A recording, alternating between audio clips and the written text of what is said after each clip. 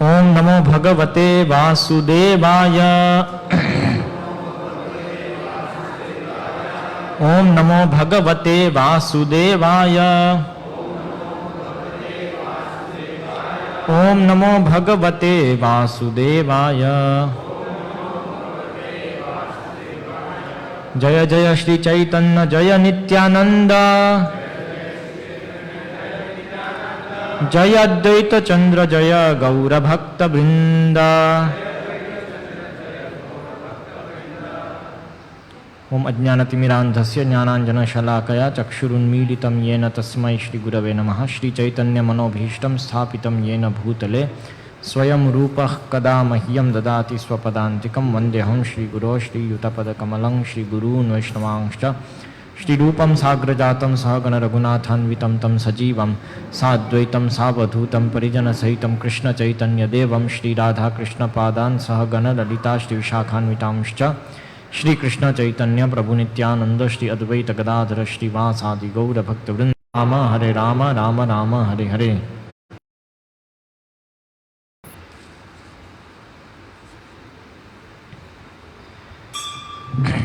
तो कल हम इतिहास ले रहे थे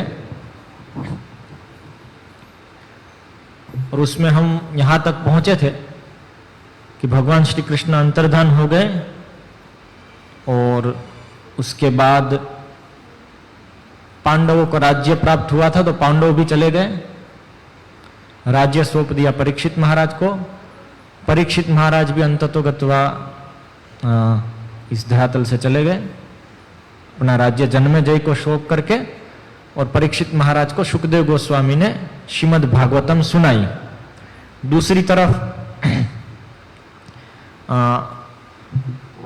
व्यासदेव ने जो वेद की राशि है उसको 5 विभाग किए, जिसमें से 4 विभाग ऋग साम यजुर और अथर्ववेद, और 5वां विभाग पंचम वेद जो कि इतिहास पुराण जिसमें महाभारत भी आ जाता है, ये सब किया। और उसके बाद सभी का निचोड़ वेदांत सूत्र में डाला, जिसको ब्रह्म सूत्र भी कहते हैं। और उनका कार्य समाप्त हुआ, जिस कार्य के लिए वे आए थे यहाँ पे व्यासदेव के रूप में, किंतु उनको संतुष्टि नहीं हो रही थी।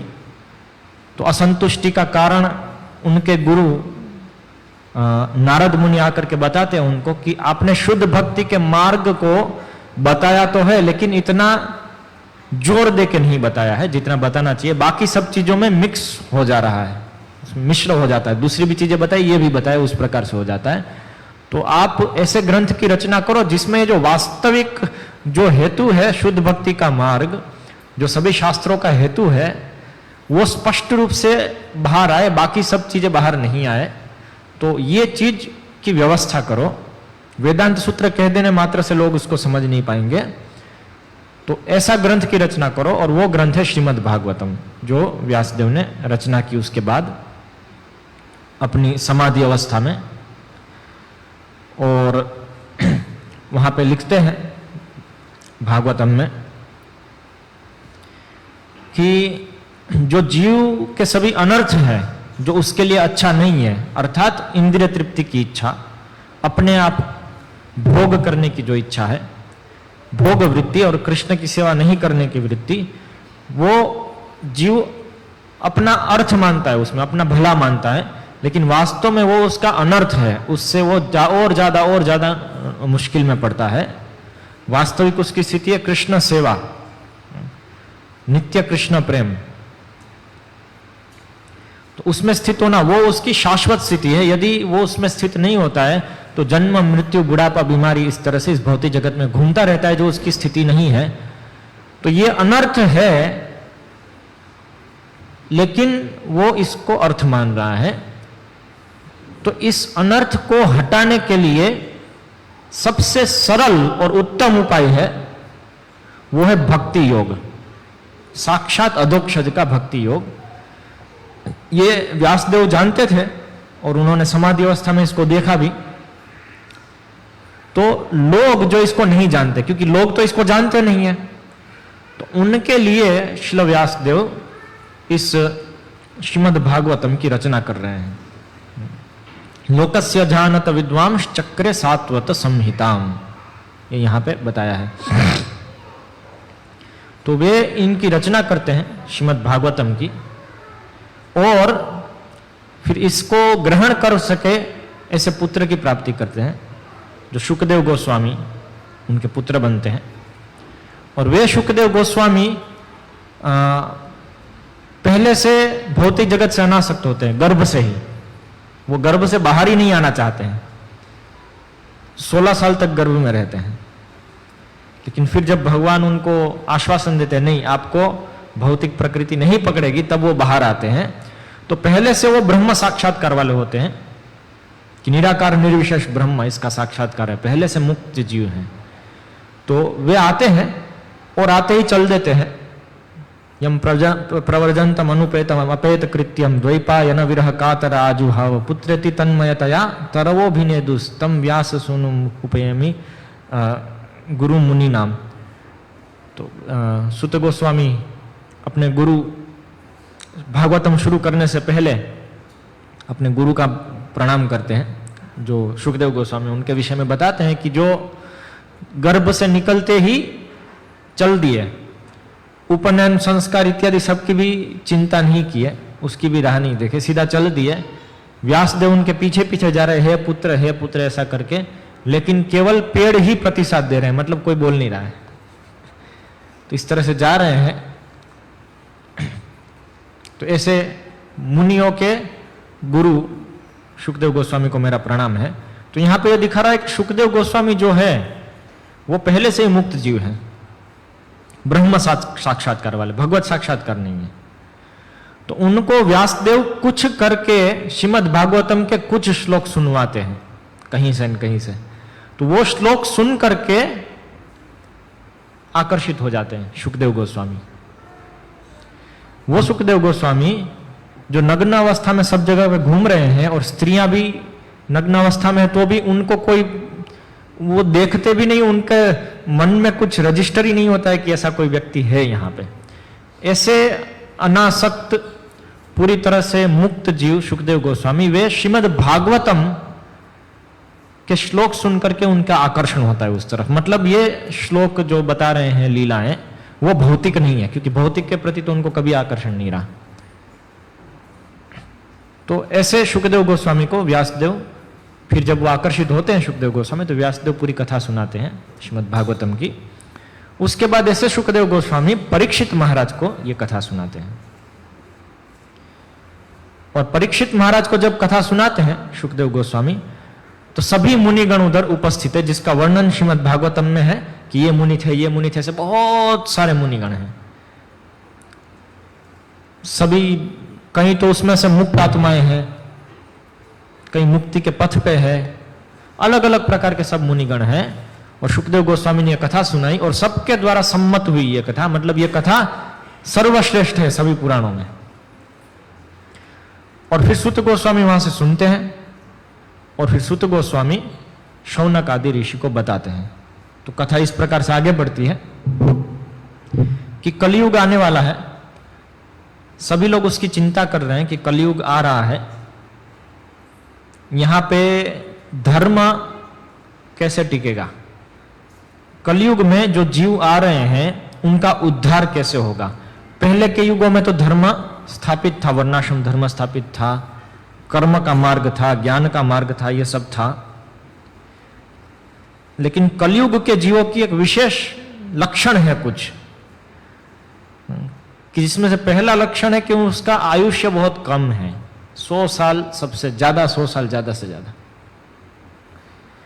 तो 100 साल में तो आदमी क्या कर सकता है, पहले की तरह पढ़ लिखने जाएगा तो 100 साल निकल जाएंगे ऐसे ही, वो संभव नहीं है उसके लिए।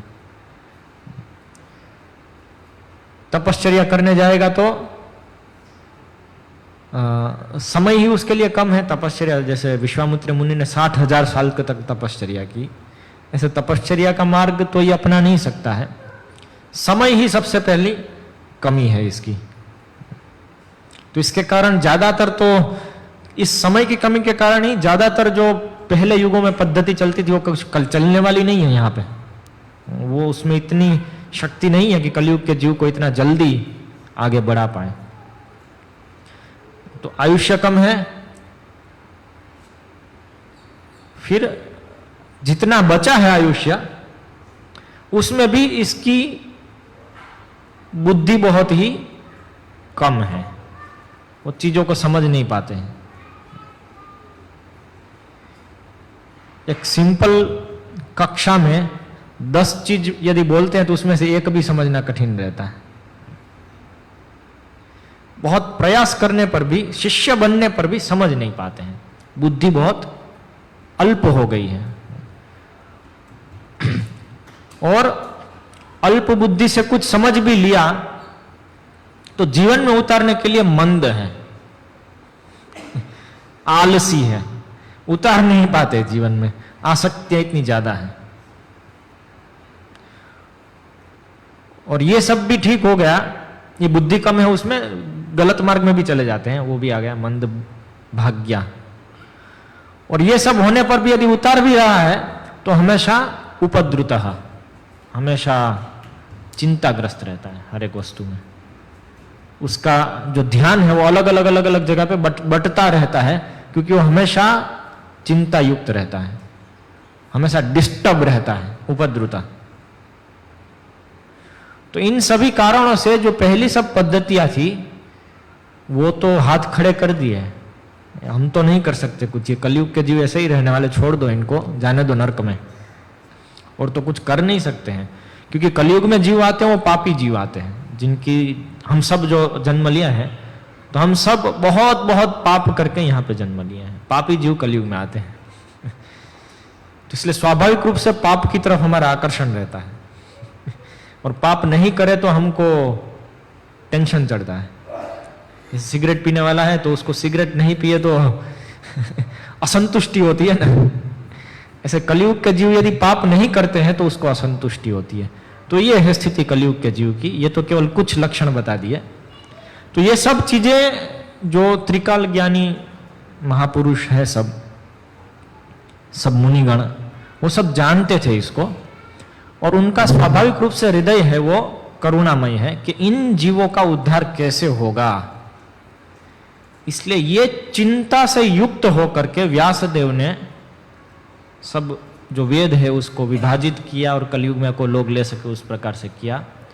इस चिंता को लेकर के ही नारद मुनि ने व्यासदेव को श्रीमद् भागवतम की रचना करने को बोला, और इसी चिंता को लेकर के शौनक आदि ऋषि है, वे लोग नैमिषारण्य में इकट्ठा हुए थे, एकत्रित हुए थे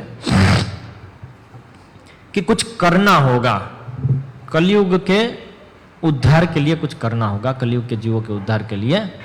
तो इसलिए कलयुग के जीव तो चलो शुभ नहीं है, उनके लिए शुभ स्थिति हम बनाते हैं, चलो सब यज्ञ करते हैं मिलकर के। ऐसा करके नैमिषारण्य में दीर्घ सत्र का आयोजन हुआ था, बहुत बड़े समय तक, 1000 साल तक चलने वाले यज्ञ का आयोजन हुआ था।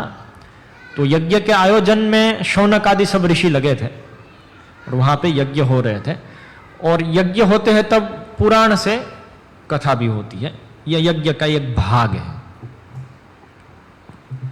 तो इसमें शौनक आदि ऋषि ने सूत गोस्वामी को चुना कि आप ये कथा कीजिए, आप अभी अभी एक नई वस्तु सुन करके आए हैं, श्रीमद् भागवतम शुकदेव गोस्वामी के मुख से सुन के आए हैं, तो हम सब उसको सुनना चाहते हैं, और ये है हमारे प्रश्न। तो इन प्रश्नों में ये सब प्रश्न कर रहे हैं शौनक आदि ऋषि के। कलयुग में तो भगवान तो चले गए अपने धाम, तो धर्म किसकी शरण प्राप्त किया, कैसे सबका उद्धार होगा। तो उसके उत्तर के रूप में ये श्रीमद् भागवतम सूत गोस्वामी बता रहे हैं, जो उन्होंने शुकदेव गोस्वामी से तरोताजा सुना हुआ है, उसका वहां पे पूरा विश्लेषण करके बता रहे हैं पूरा श्रीमद् भागवतम। वो जो सूत गोस्वामी श्रीमद् भागवतम बोल रहे हैं वो हमारे पास जो भी भागवतम उपलब्ध है वो है। तो वो भागवतम सुनते सुनते पहला ही स्कंद भी चल रहा है, तो शौनक आदि ऋषि शुकदेव गोस्वामी को बोलते हैं, पहला स्कंद के दूसरा स्कंद है, तो उसमें बोलते हैं कि ये जो यज्ञ इत्यादि हम कर रहे हैं, अभी 1000 साल का यज्ञ का विधान हम कर रहे हैं, यहाँ पे सत्र कर रहे हैं, तो उससे हमको केवल एक ही परिणाम प्राप्त हुआ है, वो है हमारे मुंह काले हो गए हैं उसके धुएं से। वास्तव में तो आप जो ये श्रीमद् भागवतम बता रहे हैं, यही कलयुग का उद्धार है, इसी से उद्धार होगा। ये धुआं, इससे केवल यज्ञ से केवल धुएं से मुंह काले होने वाले, और कुछ नहीं होने वाला है। ये उनके वचन है, ये दिखाने के लिए कि श्रीमद् भागवतम कलयुग के लिए ग्रंथ है, महत्वपूर्ण ग्रंथ, सबसे महत्वपूर्ण ग्रंथ है श्रीमद् भागवतम कलयुग के लिए। और कलयुग में ये भगवान का अवतार है। और इस श्रीमद् भागवतम में कलयुग के लिए बार बार एक ही चीज की स्थापना हुई है कि कलयुग में हरि नाम संकीर्तन ही एकमात्र उपाय है भौतिक जगत से छूट करके भगवत धाम जाने का। इसको बार बार स्थापित किया है श्रीमद् भागवतम में। तो ऐसे श्रीमद् भागवतम की जो वाणी है कि भक्ति योग और हरि नाम संकीर्तन, ये एकमात्र ही उपाय बच गया है कलयुग के लिए। ये लोग नहीं जानते हैं, और ये बताने के लिए व्यासदेव ने श्रीमद् भागवतम की रचना की है। तो व्यासदेव ने रचना कर ली, श्रीमद् भागवतम की कथा भी हो गई, शुकदेव गोस्वामी ने परीक्षित महाराज को बताई, और सूत गोस्वामी ने शौनक आदि ऋषि को बताई, सब हो गया। इसके पहले भगवान श्री कृष्ण आए थे, उन्होंने जो विशेष संदेश देना था वो दे दिया, वो थी श्रीमद् भगवद गीता। महाभारत में एकमात्र सबसे महत्वपूर्ण वस्तु है श्रीमद् भगवद गीता। तो भगवद गीता में अपना परम आदेश भी दे करके गए कि सर्वधर्मान परित्यज्य माम एकम शरणम व्रज अहम त्वा सर्व पापेभ्यो मोक्षयिष्यामि ना शुचः, और मन्मना भव मद भक्तो मद्याजी माम मनमस्कुरु मामेवेशसि सत्यम ते प्रतिजाने प्रियोसि। मेरी भक्ति करो, मेरे भक्त बनो, मुझे नमस्कार करो, मेरी पूजा करो, तुम मेरे पास आओगे, और सब कुछ छोड़ करके मेरी शरण, एक शरण ग्रहण करो, चिंता मत करो। ये सब बताया भगवान ने। ये सब हो जाने के बाद कुछ नहीं हुआ। श्रीमद् भागवतम रहा। श्रीमद् भागवतम की रचना नारद मुनि ने जब आदेश दिया था व्यासदेव को, तब बताया था कि ऐसा ग्रंथ पापी लोगों की जो जनता है, केवल एक दो पापी लोग नहीं, पूरी जो पापी लोगों की जनता है उसमें क्रांति लाके रख देगा, ऐसा नारद मुनि ने बताया था। यहां पे तो कुछ नहीं हुआ। पुण्यशाली लोग ही भागवतम श्रवण करते थे, थोड़ा बहुत जो करते थे, और बाकी चीजें ऐसी की ऐसी रही। दूसरी तरफ जो नारद मुनि ने बताया था कि ये जो दूसरे सब कर्म मार्ग इत्यादि के ऊपर जो जोर आ गया है थोड़ा, तो उसके कारण क्या होगा, आगे जाकर के जो जनता है वो गलत कार्यों में लगेगी, धर्म के नाम पे लगेगी। न मन्यते तस्य निवारणम जनः जुगुप्सितम धर्म कृत्यनुशासतः स्वभाव रक्तस्य महान व्यतिक्रम यद्वाग्यतो धर्म इति इतर स्थित न मन्यते तस्य निवारणम जनः। कि ये तो व्यासदेव ने बताया है, इसलिए ये तो धर्म है, ऐसा करके अधर्म में लगते रहेंगे, इंद्रिय तृप्ति में लगते रहेंगे। और यदि कोई सज्जन आकर के उसको बोलेगा कि देखो भाई तुम तो गलत कर रहे हो, ये तो धर्म नहीं है, ऐसा नहीं करना चाहिए, इंद्रिय तृप्ति से छूटना चाहिए, तो वो शास्त्र लेके बताएंगे, आप ही के वचन बताएंगे कि देखो ये व्यासदेव लिख रहे हैं, ये शास्त्र में है, ये वेद अनुमत है, इसलिए हम कर रहे हैं, आप इसको नहीं कर रहे हो, आप अधर्म कर रहे हो, ऐसा बोलेंगे। ऐसा हुआ। धीरे धीरे जो यज्ञ विधि है, जो पहले सही स्थिति में होती थी, उसको ब्राह्मण और सब गण उसको अपनी इंद्रिय तृप्ति के लिए करने लगे। पशु यज्ञ जो होते थे, तो पशुओं की बलि चढ़ा करके खाने के लिए, पशुओं को खाने के लिए यज्ञ करने लगे। पशु बलि वास्तव में यज्ञ में होती है कभी, तो यज्ञ के मंत्र का परीक्षण करने के लिए होती है, मंत्र चेक करने के लिए होती है। लेकिन यहां पे ये लोग, हाँ शास्त्र में लिखा है, वेद में लिखा है कि यदि मांस खाते हैं, यदि यज्ञ में अर्पित मांस है उसको आप प्रसाद रूप में लेते हैं तो वो अधर्म नहीं है, वो पाप नहीं है, ये बताया है वेद में। इसलिए हम तो यही करेंगे, हमको मांस खाना है तो मांस खाओ, लेकिन यज्ञ में अर्पण करके, यज्ञ जितने चाहो करो। तो मांस खाने के लिए यज्ञ कर रहे हैं, जबकि वो यज्ञ अनुमोदित है कि हां तुम इससे निवृत्ति प्राप्त करो, मांस न मत खाओ, उसके लिए है वो यज्ञ। लेकिन ये लोग मांस खाने के लिए यज्ञ कर रहे हैं। तो स्थिति ऐसी हुई, थोड़े समय बाद, ये सब सूत गोस्वामी सब कथा कर दिए, उसके काफी समय बाद, लगभग आज से समझिए ना 3000 साल के आसपास, 3000 साल से पहले, स्थिति ऐसी थी कि यज्ञ स्थल सब एक तरह से कत्ल खाने बन गए थे। यज्ञ के नाम पे कत्ल खाने चल रहे थे, और यह स्थिति बहुत ही भयानक थी, क्योंकि धर्म के नाम पे अधार्मिक कृत्य हो रहे थे। ऐसी स्थिति में क्या करें? अभी ध्येय है कि कलयुग के जीवों के लिए श्रीमद् भागवतम बना है और उनके पापी जीवों जनता के उसमें क्रांति लाना है। लेकिन अभी तो स्थिति ये है कि वेद को सब आसक्त है, लेकिन वेद के नाम पे अधर्म है। तो क्या करें? तो भगवान स्वयं अपना शक्त्यावेश अवतार करते हैं, बुद्ध की तरह,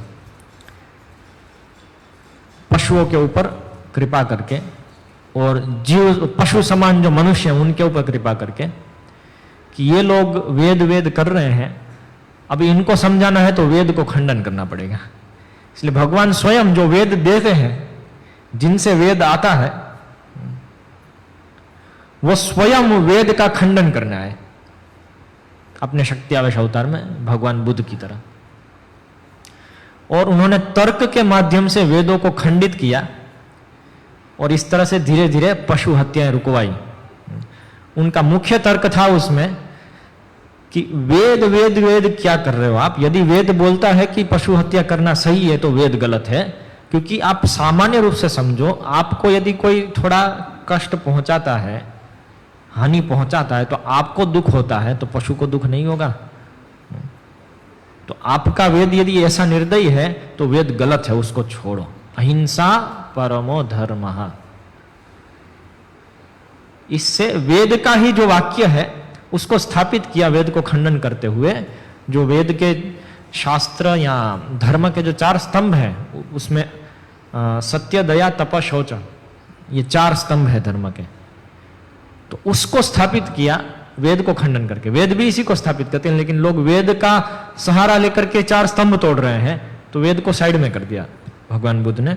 लो, ये 4 स्तंभ तर्क से स्थापित किए कि हमको सत्य बोलना चाहिए, शुद्ध रहना चाहिए, दया करनी चाहिए सब पे, दया सर्वभूतेषु, किसी को मारना नहीं चाहिए, अहिंसा परमो धर्म, ऐसा करके सब बताया। तो धीरे धीरे सिचुएशन नियंत्रण में आई। सिचुएशन तो नियंत्रण में आई, किंतु वेद का खंडन हो गया। सब लोग बौद्ध बनने लगे। इसका अर्थ यह नहीं कि सब लोग बौद्ध बन गए, ज्यादातर बौद्ध बनने लगे। तो जब स्थिति थोड़ी नियंत्रण में आई, उसके बाद अभी सब ठीक हो गया? नहीं ठीक हो गया। यह स्थिति नियंत्रण में लाने के लिए बहुत बड़ा नुकसान करना पड़ा था, वो था वेद का खंडन। वेद का खंडन मतलब सब खंडन का, क्योंकि वेद में ही वास्तविक वस्तु दी है। तो तर्क से आप चलो सत्य, दया, तप, शौचम तो स्थापित कर दिए कुछ हद तक, लेकिन जो वास्तविक वस्तु प्राप्त करनी है वो तो प्राप्त नहीं होगी। जीवन का ध्येय उस तरह से प्राप्त नहीं होता है। तो इसलिए अभी वेद को पुनः स्थापित करना है। तो इसके लिए वही भगवान शिव जी को आदेश देते हैं कि आप जाओ धरातल पे और मायावाद का प्रचार करो। ये भगवान का आदेश था शिव जी को कि ऐसे शास्त्र की रचना करो जो असत शास्त्र है, मायावादम असत शास्त्रम, पद्म पुराण में आता है, प्रच्छन्नम बौद्धम उच्यते। ये मायावाद आप स्थापित करो जो असत शास्त्र है और जो छिपे रूप में बौद्ध का दर्शन है, बुद्ध का जो दर्शन है वही है, लेकिन आधार दे दिया शास्त्र का, वेद का आधार देके वो दर्शन दे दिया। तो ये करने के लिए विशेष रूप से शिव जी आए, वो शंकराचार्य के नाम से प्रसिद्ध हुए यहां पे, और उन्होंने वेद को पुनः स्थापित किया नाम में कि हाँ वेद है, उसको हम सबको शरणागत होना चाहिए, वेद ही सही है, बाकी हमारे जो विचार है, हमारा जो तर्क है वो साइड में है, वेद महत्वपूर्ण है। ये चीज स्थापित करने के लिए उनको सब बौद्ध दर्शन को तोड़ना था, तो बौद्ध दर्शन, देशाई दर्शन प्रस्तुत किया वेद से। इसलिए बौद्ध दर्शन को पालन करने वाले उनसे काफी आकर्षित हो गए और धीरे धीरे बौद्ध दर्शन लोग छोड़े और वेद में आए मायावाद दर्शन को स्वीकार किया। इस तरह से शंकराचार्य ने जो वैदिक धर्म है उसका एक पासा स्थापित किया कि वेद परम प्रमाण है, ये उन्होंने स्थापित किया। लेकिन ये स्थापित करने के लिए वेद का जो सीधा अर्थ है उसको बहुत तोड़ना मरोड़ना पड़ा, क्योंकि सीधे अर्थ में तो जो वेद कहते हैं वो तो बौद्ध दर्शन से पूरी तरह से विपरीत है, तो यदि सीधा बोलते तो कोई नहीं आता। तो इसलिए क्या है, उसका अर्थ का अनर्थ करना, उल्टा उल्टा अर्थ निकालना। जो एक वाक्य दिया है उसका सीधा अर्थ मत निकालो। आप मेरी शरण में आओ, तो मेरी मतलब मेरे अंदर जो निराकार निर्विशेष है उसकी शरण में जाओ। अर्थ का, अब मेरे लिए पानी लेके आओ, तो कोई बोलेगा उसके लिए पानी लेके मत जाना, मेरे लिए मतलब मेरा जो मित्र है उसके लिए पानी लेके आओ। तो इसलिए क्योंकि वो मित्र को अपने समान समझता है। उन्होंने एक बार बोला था कि मेरा मित्र मेरे समान है, जैसे मैं बोला हूं कभी कि मुरलीधर तो मेरे समान ही है, फिर मैं बोलूंगा मेरे लिए पानी लेके आओ, तो बोलेंगे देखो उस दिन बोला था मुरलीधर मेरे समान है, मुरलीधर प्रभु, और इन अपने लिए पानी लेने को बोल रहे हैं, तो इसके लिए मत लेके जाओ, मुरलीधर प्रभु के लिए लेके जाओ। इस तरह से तोड़ मरोड़ करके कुछ ना कुछ अर्थ निकालना पड़ेगा, क्योंकि एक फिलोसॉफी निश्चित है कि ये प्रचार करना है, और जो शास्त्र वो नहीं बोल रहे तो उसको अर्थ घटन करो अलग अलग प्रकार से, और वास्तविक जो है उससे दूर लेके जाओ। उसमें एक ही ध्येय था कि वेद सब लोग प्रमाण मानने लगे, उसके बाद आगे उसका होगा कुछ। तो इस तरह से शंकराचार्य ने आकर के वेद को प्रमाण स्थापित किया, हो गया। लेकिन यहां पे कुछ अभी भी कुछ वास्तविकता नहीं आई है। वो तो है असत शास्त्र, उसको पालन करने से किसी का उद्धार नहीं होने वाला है, किंतु लोग अभी हाँ वेद है, वेद को प्रमाण मान करके चल रहे हैं। तो अभी एक एक करके वहीं भगवान अलग अलग वैष्णवाचार्यों को भेजते हैं, निम्बार्काचार्य, रामानुजाचार्य, मध्वाचार्य, विष्णु स्वामी, मतलब वल्लभाचार्य, और एक एक एक एक करके सबको भेज करके मायावाद का खंडन कराते हैं वेद से, शास्त्र से। शास्त्र के माध्यम से, अभी शास्त्र हो गया परम प्रमाण, तो मायावादियों को भी शास्त्र तो मानना पड़ेगा।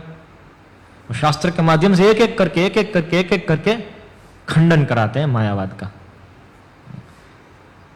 क्योंकि सब लोग वेदांत को स्वीकार कर लिए हैं, और वेदांत को स्वीकार किए तो वेदांत के ऊपर सभी आचार्यों के भाष्य हैं, वैष्णवाचार्यों के। तो इस तरह से स्थापित किया कि वेद परम प्रमाण है, और अभी वेद के आधार पर, अभी उसको आधार लेकर के अभी वैष्णवाचार्य सब, वैष्णव जो है उसका वास्तविक जो अर्थ है वेद का उसको स्थापित करना है। और इस तरह से सभी आचार्य ने आकर के धीरे धीरे जो पूर्ण फिलॉसफी उसको स्थापित करने का प्रयास किया, और उसमें स्टेप बाय स्टेप अलग अलग दो पॉइंट रख करके चारों संप्रदाय ने अलग अलग दो विषय स्थापित किए मुख्य रूप से। तो हो गया ये भी। अब ये चीजें भी हो गई, वैष्णव धर्म भी आ गए, माध्व संप्रदाय है, श्री संप्रदाय है, और काफी मायावादी लोग भी हैं। मायावाद का तो बोलबाला था ही, ये तो दर्शन स्थापित हुआ है केवल, लेकिन ऐसा नहीं है सब लोग वैष्णव बन गए। और कर्मकांडी भी थे। कर्मकांडी मतलब जो कर्म को ही प्रधान मानते हैं, और भौतिक जगत ही है, आध्यात्मिक जगत जैसी कोई वस्तु नहीं है, न तो मुक्ति जैसी कोई वस्तु है, ऐसा दर्शन जो रखते हैं वो कर्मकांडी होते हैं। तो ऐसे सब लोग थे काफी। तो अभी पहुंच गए, आज से लगभग 550 साल पहले की स्थिति है, 550-600 साल पहले की स्थिति, यहां तक पहुंच गए हैं अभी हम। अभी ये स्थिति में अद्वैताचार्य करके एक महान भक्त थे, तो वो ये सब स्थिति देख रहे हैं। अद्वैताचार्य वास्तव में स्वयं महाविष्णु है, और उनको पता है कि शास्त्र का वास्तविक ध्येय क्या है। श्रीमद् भागवतम परम प्रमाण होना चाहिए।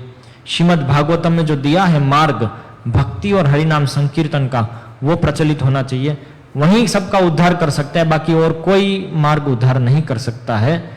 ये सब वो देख रहे हैं, और वो देख रहे हैं कि ज्यादातर लोग ये नहीं स्वीकार करते हैं, और ज्यादातर लोग इसलिए कलयुग में अभी ऐसी ऐसी चीजों में लगे हैं कि नरक जा रहे हैं। वो ये देख रहे हैं अद्वैताचार्य। ये देख करके उनको बहुत ग्लानि होती है, बहुत करुणा होती है। वो इसका कुछ उपाय निकालना चाहते हैं, और उपाय उनको पता है कि हरि नाम संकीर्तन और श्रीमद् भागवतम। किंतु श्रीमद् भागवतम अभी भी केवल पुण्यशाली लोग कुछ ग्रहण करते हैं, पढ़ते हैं, बस। ज्यादातर लोग तो कर्म के मार्ग में लगे हुए हैं, ज्ञान के मार्ग में लगे हुए हैं, निराकार निर्विशेष के मार्ग में लगे हुए हैं। तो किसी का उद्धार नहीं होने वाला है। तो बहुत करुणा उत्पन्न होती है अद्वैताचार्य के हृदय में। वो रोज चिंता करते हैं सभी जीवों के विषय में। रोज बहुत ही उनको चिंता होती है। एक तरह से कहे तो रोते भी है जीवों के लिए कि क्या होगा इनका, कुछ करना पड़ेगा। ऐसी स्थिति में अद्वैताचार्य अपने आराध्य देव भगवान श्री कृष्ण को प्रार्थना करते हैं कि हे भगवान, आप तो बोल के गए कि सभी जीव मेरी शरण में आ जाए। इतनी सरल पद्धति दे करके गए हैं, श्रीमद् भागवतम दे करके गए हैं, लेकिन ये सब ऐसे कैसे पड़े रहे हैं, कुछ हो नहीं रहा है। कोई आप ही की जरूरत है, आप यहां पे आइए और इनको सिखाइए। आप खुद आइए, ऐसा करके उनको प्रार्थना करते हैं। और ये हृदय से उद्गार, उनके हृदय से उद्गार उत्पन्न होता है अद्वैताचार्य के। इसको बांग्ला में हुकार कहते हैं। तो अद्वैताचार्य तुलसी और जल अर्पण करके, हुकार करके चैतन्य महाप्रभु को बुलाते हैं कि आप आइए। और उसी प्रकार से भगवान स्वयं भी चिंतन कर रहे होते उस समय कि मैं तो भगवत गीता बता के गया, ये लोग कुछ करते नहीं है, बहुत ही पतित है जीव, इनका उद्धार कैसे होगा। और जो सर्वश्रेष्ठ मार्ग है वो तो इन लोगों को पता ही नहीं है, तो क्या करेंगे इन लोगों का। भगवान स्वयं भी ऐसा चिंतन करते होते। अद्वैताचार्य भी चिंतन किए।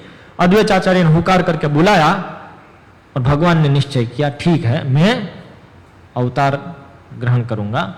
चैतन्य महाप्रभु के रूप में आए। क्योंकि भगवान के रूप में आए तो उन्होंने आदेश दे दिया कि भाई आप शरणागत हो, मेरे पास आओ, फिर मैं आपका उद्धार करूंगा। लेकिन कोई आता नहीं है, तो भगवान अभी स्वयं आते हैं सिखाने के लिए कि भगवान के पास कैसे जाया जाता है। अभी आकर के बोलते तुम जाओ भगवान के पास, देखो मैं भी जाता हूं, चलो मेरे साथ।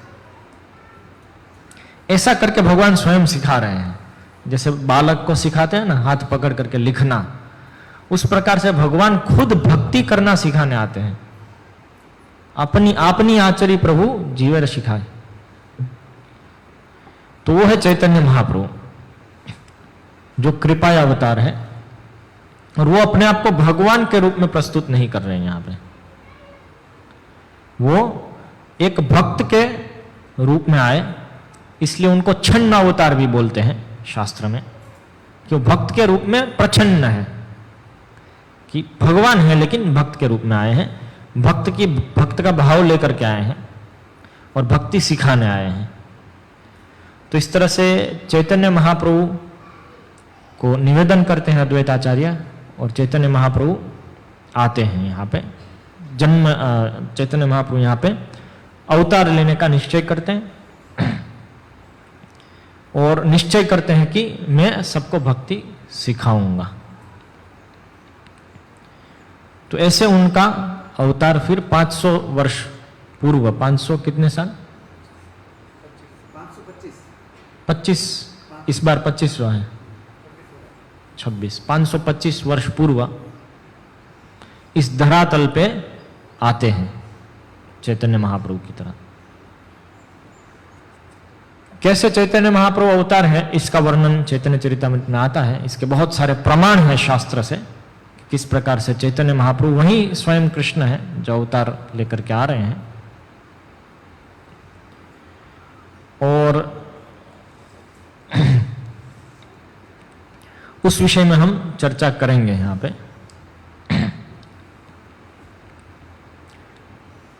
किंतु चैतन्य महाप्रभु ये जो ध्येय अभी भी याद रखिए, क्या है ध्येय? श्रीमद् भागवतम पतित जीव कलयुग के पापी जीवों के जीवन में क्रांति लाने वाला ग्रंथ बनेगा। उसकी पद्धति हरिनाम संकीर्तन को स्थापित करना है, जो अभी कोई नहीं कर रहा है। उसको सिखाने के लिए चैतन्य महाप्रभु स्वयं आ रहे हैं। तो जैसे भगवान आते हैं तो उनके पहले ही सब उनके पार्षदगण पहुंच जाते हैं तैयारी करने के लिए। जैसे गुरु महाराज कहीं पे जाते हैं तो उसके पहले ही पार्षदगण पहुंच करके तैयारी कर लेते हैं, उनके जो सब सेवक है, उसके बाद महाराज को बुलाते हैं ना। ये भगवान की स्थिति में भी ऐसा ही है कि भगवान आने से पहले उनके सब पार्षदगण पहुंच जाते हैं और उनके आगमन की तैयारी करते हैं। तो इस तरह से अद्वैताचार्य भी आ गए हैं, नित्यानंद प्रभु भी आ गए हैं। ऐसे सब पार्षदगण जो है चैतन्य महाप्रभु के, वो काफी वहां पे अवतार प्राप्त कर चुके हैं पृथ्वी पे उस समय पे। तो अभी कृष्णदास कविराज गोस्वामी शुरू करते हैं चैतन्य चरितामृत को। उसमें पहले मंगलाचरण करते हैं। ग्रंथेर आरंभ करी मंगलाचरण, गुरु वैष्णव भगवान तीनेर स्मरण होय विघ्न विनाशन, अनायासे पाए निज वांछित, अनायासे होय निज वांछित पूरण। ये कृष्णदास कविराज गोस्वामी कहते हैं ग्रंथ का आरंभ हमेशा मंगलाचरण से करते हैं। गुरु वैष्णव और भगवान तीनों का स्मरण करके, और उससे जो विघ्न है सब विनाश होते हैं, और वास्तविक जो निज इच्छा है, निज इच्छा अर्थात यहाँ पे भगवान को क्या गुणगान करने की जो इच्छा है ग्रंथ रूप में, वो पूरी होती है। तो मंगलाचरण में अलग अलग श्लोक बताते हैं और फिर उसको समझाते हैं कृष्णदास कविराज गोस्वामी। तो पहले 5 अध्याय जो है वो ये मंगलाचरण के श्लोकों को समझाते हुए, पहले 6 अध्याय जो चैतन्य चरितामृत के पहले 6 अध्याय है जो आदि लीला में आते हैं, वो इस मंगलाचरण के 14 श्लोक है उसको समझाते हैं। जैसे मैं केवल 14 श्लोक बोल जाऊंगा। वंदे गुरु ईशा भक्तान ईशम ईशावतारकान तत्प्रकाशम शक्ति कृष्ण चैतन्य संज्ञकम। कि मैं सभी गुरुओं को प्रणाम करता हूं, ईश के भगवान के भक्तों को प्रणाम करता हूं, भगवान को प्रणाम करता हूं और भगवान के अवतारों को प्रणाम करता हूं। उनके प्रकाशों को प्रणाम करता हूं और उनकी शक्ति को प्रणाम करता हूं, और ये सब कृष्ण चैतन्य नाम से प्रचलित है। ये पहला प्रणाम मंत्र है। यहां पे कृष्णदास कविराज गोस्वामी स्थापित कर रहे हैं कि भगवान मतलब केवल एक अकेला नहीं होता है। भगवान मतलब सब कुछ उनके साथ है। जैसे राजा आते हैं तो राजा के साथ सब कुछ होता है ना, अकेला राजा थोड़ी नहीं होता है। उनकी शक्तियां होती हैं, उनके नुमाइंदे होते हैं, सब अलग अलग अलग अलग प्रकार के लोग होते हैं। तो यहाँ पे गुरु है, भगवान के भक्त हैं, भगवान के अवतार हैं, उनके पूर्ण अंश हैं, उनके अंश अंश हैं, और ये सबको मैं प्रणाम करता हूं।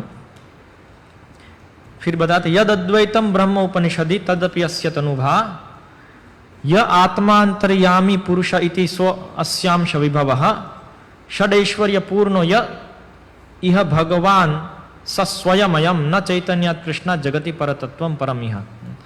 तो जिस तत्व को, जिस परम तत्व को उपनिषदों में ब्रह्म के नाम से, निराकार निर्विशेष ब्रह्म के नाम से प्रचलित है उपनिषद के पालन करने वालों के बीच में, और जो अंतर्यामी परमात्मा के रूप में प्रचलित है योग को पालन करने वालों के रूप में, उनके बीच में, वही स्वयं भगवान जो षडैश्वर्य पूर्ण भगवान श्री कृष्ण है, वो वास्तव में भगवान श्री कृष्ण है षडैश्वर्य पूर्ण, वो स्वयं चैतन्य महाप्रभु हैं, और इनसे परम तत्व और मैं कुछ भी जगत में नहीं जानता हूं। अनर्पित चरिम चिरात करुणे अवतीर्ण कलौ समर्पयितुम उन्नतोज्वल रसाम स्वभक्ति श्रियम हरिफ पुरट सुंदर द्युति कदम सुंदीपितः सदा हृदय कंदरे स्फुरतु व शची नंदनः। कि वे जो आए हैं यहाँ पे वो शची माता के नंदन के रूप में आए हैं, और वे ऐसी वस्तु को प्रदान करने के लिए आए हैं जो अब तक अर्पित नहीं हुए, अब तक किसी ने प्रदान नहीं किए। ऐसी वस्तु प्रदान करने के लिए आए हैं इस कलयुग में, और वो है उन्नतोज्वल रस, मतलब भक्ति की भी जो पराकाष्ठा है, जो गोपियों का प्रेम है, शुद्ध प्रेम भगवान श्री कृष्ण के प्रति, उसको उन्नतोज्वल रस बोलते हैं। कि वो सबसे शुद्ध प्रेम है भगवान के प्रति, सबसे प्रगाढ़ प्रेम है।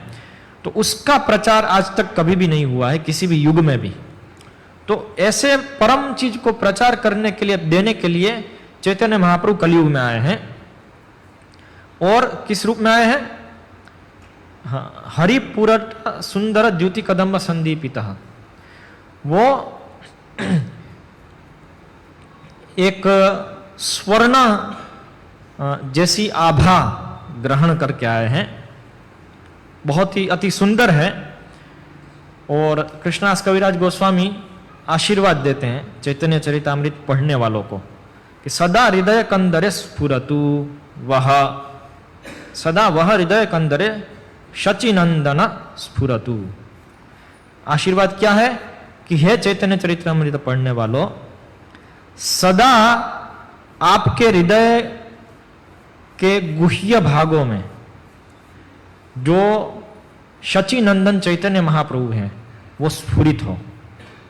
ये आशीर्वाद है, मतलब जो चैतन्य चरितामृत पढ़ता है उसको ये आशीर्वाद मिलेगा। इसलिए हम कहते हैं चैतन्य चरितामृत ग्रंथ खरीद लो तो कृष्णदास कविराज गोस्वामी का आशीर्वाद कम से कम प्राप्त हो जाएगा। ये यहाँ पे आशीर्वाद है। तो मंगलाचरण के अंतर्गत अलग अलग वस्तु होती है, आगे समझाते कृष्णदास कविराज गोस्वामी, उसमें से एक होता है आशीर्वाद देना। तो ये ग्रंथकर्ता आशीर्वाद दे रहे हैं कि वो शचीनंदन जो है चैतन्य महाप्रभु, वो आपको हमेशा स्फुरित होंगे, और यदि चैतन्य महाप्रभु स्फुरित होते हैं तो कृष्ण प्रेम प्राप्त होता है। राधा कृष्ण प्रणय विकृति ह्लादिनी शक्ति रस्माद एकात्मनावपि भूय पुरा देह भेदम गतौ तौ चैतन्याख्यम प्रकटमधुना तद्वयम चैक्यमाप्तम राधा भावद्युति स्वलितम नवमी कृष्ण स्वरूपम। तो अभी ये चैतन्य स्वरूप जो है उसके विषय में यहाँ पे कृष्णदास गोस्वामी, कृष्णदास कविराज गोस्वामी स्तुति कर रहे हैं कि जो भगवान की आह्लादिनी शक्ति है श्रीमती राधा रानी, जो भगवान को आनंद देती है। भगवान को कौन आनंद दे सकता है? भगवान की एक शक्ति है जो आह्लादिनी शक्ति के नाम से जानी जाती है, वो भगवान को आनंद प्रदान करती है भगवान की शक्ति, उसका कार्य है भगवान को आनंद प्रदान करना। तो वो श्रीमती राधा रानी के नाम से विख्यात है। वो भगवान श्री कृष्ण से अलग नहीं है, राधा और कृष्ण एक ही है, अलग नहीं है, किंतु फिर भी भेद है, एक शक्ति है, एक शक्तिमान है। और ये दो रूप में भगवान श्री कृष्ण स्वयं स्फुरित है, शक्ति और शक्तिमान के रूप में। इसलिए केवल देह का भेद है, वास्तव में एक ही है, ऐसा यहां पे बता रहे हैं। और वो अभी चैतन्य महाप्रभु के रूप में जब भगवान आते हैं तो वो जो दो है वो पुनः एक होकर के आ रहे हैं। चैतन्याख्यम प्रकटम अधुना, अधुना मतलब अभी, तद्वयम चैक्यम आप्तम, वो जो दो है उन्होंने ऐक्य प्राप्त कर लिया यहां पे। और तो किस प्रकार से ऐक्य प्राप्त किया है? ऐसा नहीं है कि दोनों एक हो गए। राधा भाव द्युति सुवलितम नवमी कृष्ण स्वरूपम, कृष्ण स्वरूप ही है ये तत्व में, कृष्ण ही है, स्वयं कृष्ण है। उन्होंने अपना जो भाव है वो श्रीमती राधा रानी का जो भाव है उसको स्वीकार कर लिया है। श्रीमती राधा रानी के भाव में वो आ रहे हैं और इसलिए उनका जो रंग भी है वो श्रीमती राधा रानी का रंग है। अपना जो कृष्ण काला या श्याम वर्ण है उसको छोड़ करके उन्होंने वर्ण जो स्वीकार किया है वो पीछे आया था द्युति, राधा भाव द्युति मतलब स्वर्ण वर्ण, पीछे जो आया था ना, हरिपुरट सुंदर द्युति कदम्ब संदीपित, तो वो स्वर्ण वर्ण की बात हो रही है, उसको उन्होंने स्वीकार किया है जो श्रीमती राधा रानी का वर्ण है, तप्त कांचन, तप्त स्वर्ण के समान जो सुंदर रंग है उसको धारण किया है। तो ऐसे कृष्ण स्वरूप का मैं नमस्कार करता हूं। श्री राधाया प्रणय महिमा की दृशो वा नयैवा स्वाद्यो येनाद्भुत मधुरिमा की दृशो वा मदीयः सौख्यम चास्या मद अनुभवतः की दृशम वेति लोभात तद्भावाढ्य समजनी शचि गर्भ सिंधौ हरिंदु। तो यहां पे अभी बता रहे कि क्या सोच करके, क्या कारण से आए हैं। तो ये चैतन्य महाप्रभु के अवतार के दो कारण हैं। एक कारण है जो इस भौतिक जगत से संबंधित है, इसलिए उसको बहिर कारण बताया, वो है अद्वैत आचार्य का, जो हमने अभी सुना कि सबके ऊपर कृपा करने के लिए। तो अद्वैत आचार्य इस प्रकार से पूरा सोच रहे हैं, कृपा कीजिए, तो भगवान उस कारण से आए। और दूसरा आंतरिक कारण है, वो है कि ये तीन वस्तु से, ये तीन विचार थे चैतन्य महाप्रभु के, भगवान श्री कृष्ण के, कि वे देख रहे हैं कि श्रीमती राधा रानी की जो महिमा है वो जानना चाहते थे कि वो किस प्रकार से मेरा आस्वादन करती है। क्योंकि भगवान श्री कृष्ण रसिक शेखर है। रसिक शेखर मतलब क्या? रसिक शेखर मतलब उनको सभी रस आस्वादन करने हैं, भोक्ता, बस मुझे तो सब कुछ चाहिए, मैं ही सब चीज का मालिक हूं बस। और वास्तविकता है वो, हम बोलेंगे तो नहीं है, लेकिन भगवान बोलेंगे तो वो है, उनको तो सब कुछ भोग करना है। तो सब कुछ भोग कराते हैं भक्त, उनको सब भोग कराते हैं, क्योंकि भक्त भोग्य है और भगवान भोगता है। अभी उनको इच्छा हुई कि अरे सब कुछ तो मैं भोग कर रहा हूं, सही बात है, लेकिन मेरे भक्त जिस चीज में आनंद उठा रहे हैं वो आनंद मैंने कभी चखा नहीं है, और मेरे भक्तों में श्रेष्ठ है श्रीमती राधा रानी। तो मुझ में ऐसा क्या है जिसके कारण वो इतना आस्वादन करते हैं मेरा? अब ये जानना है तो मैं खुद तो जानने से रहा कि जब तक भगवान बना रहूंगा तब तक तो वो रस आस्वादन नहीं होगा, मुझे तो वो रस आस्वादन करना है। तो यहां पे ये विचार है भगवान का, विचार कर रहे कैसे मैं, किस प्रकार का मेरे मुझ में रस है जो श्रीमती राधा रानी आस्वादन करती है, और किस प्रकार से मेरा अनुभव उनको होता है। इस प्रकार से अलग अलग रूप से श्रीमती राधा रानी और भक्तों की जो शरणागति है, और वो जो भगवान श्री कृष्ण से किस प्रकार से प्रेम करते हैं, ऐसा क्या है भगवान श्री कृष्ण में, वो आस्वादन करना चाहते थे भगवान श्री कृष्ण। तो इसलिए भगवान श्री कृष्ण भक्तों का भाव लेकर के, खासकर श्रीमती राधा रानी का भाव लेकर के शची माता रूपी समुद्र के, शची माता के गर्भ रूपी समुद्र में से चैतन्य महाप्रभु रूपी हरिचंद्र, हरि इंदु प्रकट होते हैं। समुद्र से चंद्र प्रकट होता है ऐसा लगता, तो ऐसे शची माता के गर्भ से चैतन्य महाप्रभु प्रकट होते हैं। तद्भाव आढ्य, वो श्रीमती राधा रानी का भाव प्राप्त करके, इसलिए श्रीमती राधा रानी वाला भाव वो लेते हैं जो पिछले वाले श्लोक में बताया, ये कारण बताया। तो यहां तक चैतन्य महाप्रभु का वर्णन कर दिया, उनको प्रार्थना की कृष्णदास कविराज गोस्वामी ने। फिर संकर्षण कारण तो यशाई गर्भोदशाई च पयोब्दिशाई शेषश्च यस्यांश कलास नित्यानंदाख्य राम शरणम ममास्तु। तो अभी नित्यानंद प्रभु, चैतन्य महाप्रभु की बात होगी, अभी नित्यानंद प्रभु को प्रार्थना करते हैं, उनकी शरण लेते हैं 4 श्लोकों में कि शंकर्षण जो है कारण तोयशाई, जो कारण सागर में सोए हुए हैं, गर्भोदकशाही यानी गर्भोदकशाही विष्णु, च पयोब्धिशाई और क्षीरोदकशाही विष्णु, शेषश्च यस्यांश कला स नित्या, और शेष ये सब जिनकी कला है नित्य रूप से, नित्य कला है जिनकी, ऐसे जो नित्यानंद राम हैं उनकी मैं शरण लेता हूं। तो नित्यानंद राम स्वयं बलराम है। बलराम से प्रथम जो विस्तार होता है वो है चतुर्व्यूह, वासुदेव, संकर्षण, प्रद्युम्न, अनिरुद्ध। और ये प्रथम चतुर्व्यूह के संकर्षण से दूसरा चतुर्व्यूह विस्तार होता है, अगेन वापस वासुदेव, संकर्षण, अनिरुद्ध, प्रद्युम्न। और दूसरे संकर्षण के उससे विस्तार होते हैं गर्भोदक कारणोदकशाही विष्णु, जिसको महाविष्णु भी कहते हैं।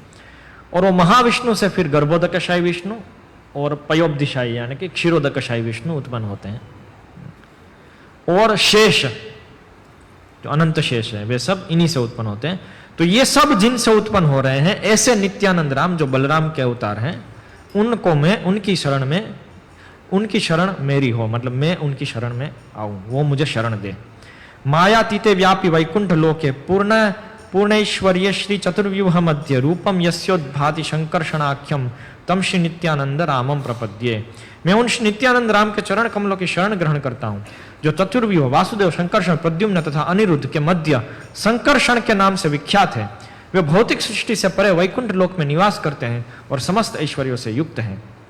माया भर्ता जांड संघाश्रयांग शेते साक्षात्कारणाम भोधि मध्य यस्यैकांश श्रीपद पुमानादि देवस्तम श्री नित्यानंद रामम प्रपद्य। मैं श्री नित्यानंद राम के चरणों में पूर्ण नमस्कार करता हूं, जिनका अंश रूप कारणोदकशाही विष्णु कारण समुद्र में शयन करने वाले आदि पुरुष हैं, माया के पति हैं और समस्त ब्रह्मांडों के आश्रय हैं।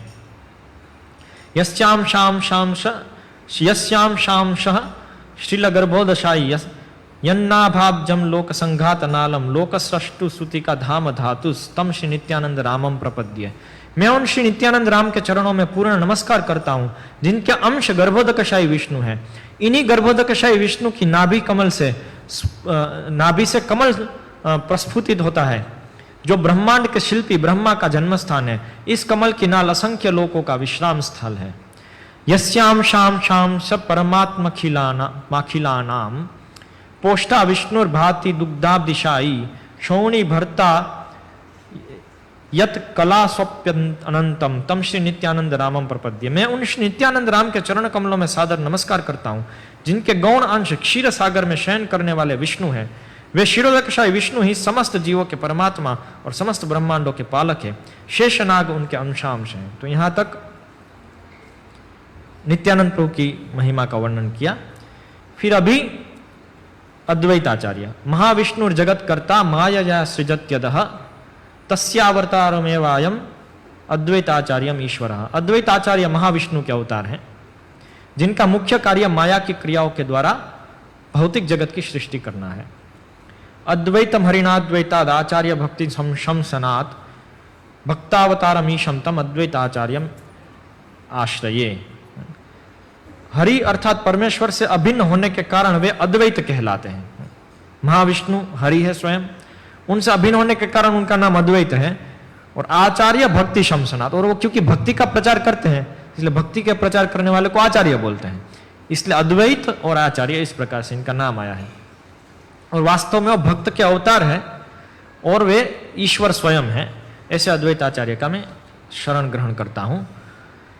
पंचतत्वात्मकम कृष्णम भक्त रूप स्वरूपकम भक्तावतारम भक्ताख्यम नमामि भक्त शक्तिकम। अभी पांचों तत्वों को प्रणाम कर दिया। 5 तत्व है पंचतत्वात्मकम, 5 तत्वों से बने हुए हैं। चैतन्य महाप्रभु, नित्यानंद प्रभु, अद्वैत आचार्य, गदाधर पंडित और शिवासादि गौर भक्त वृंदा।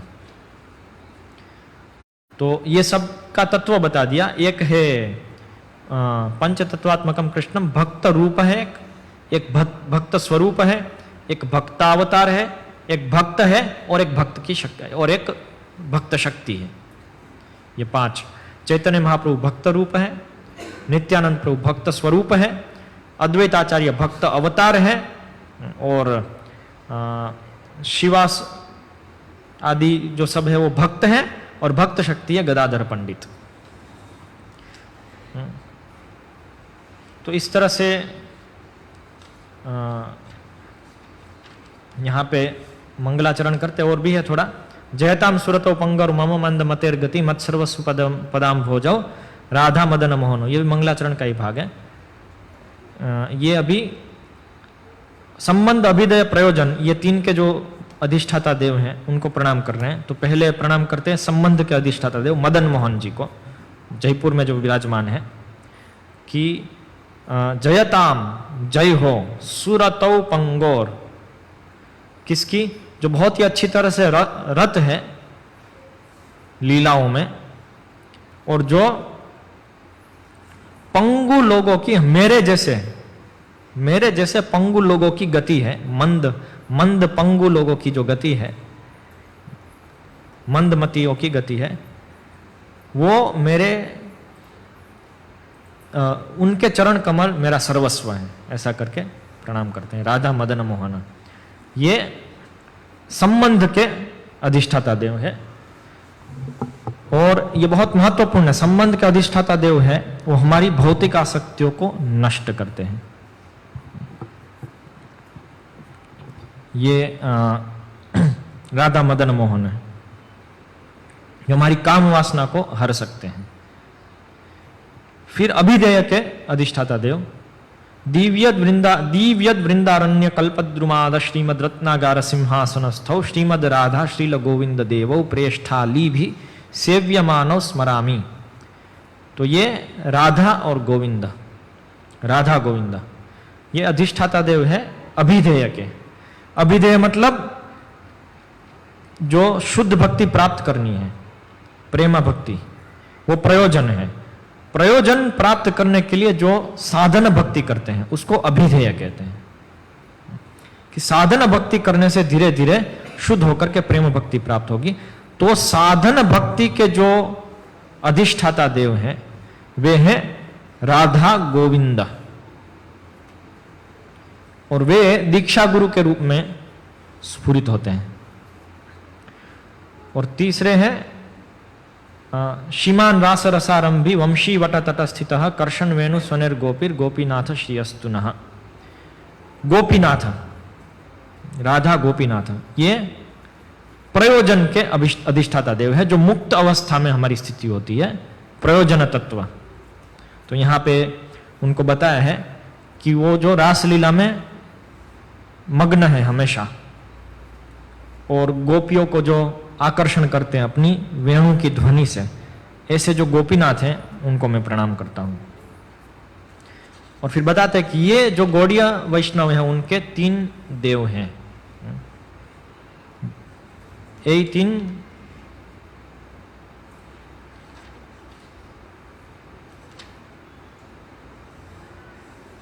3 ठाकुर गौड़िया के कोरिया छेनात्म सात, यही 3 चरण वंदु 3 मोरनाथ। ये 3 के चरण में वंदन करता हूं। तो इस प्रकार से मंगलाचरण समाप्त करते हैं कृष्णदास कविराज गोस्वामी।